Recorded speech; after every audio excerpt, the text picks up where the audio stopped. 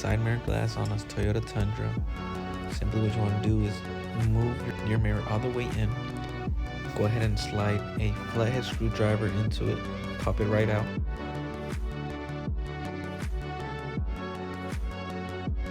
We are going to remove our heated mirror and our turn signal indicator.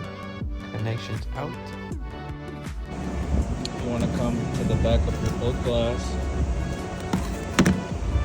and separate these clips. Sometimes it's easy just to push down. If not, you might have to just come in here. Create a little bit of separation on the clips.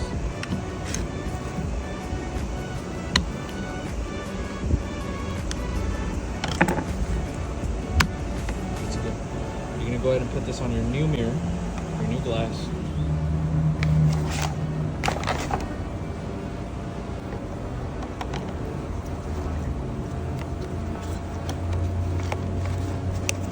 Now that we're going to install our new mirror, simply go ahead and align those tabs in the bottom to do that perfect cross.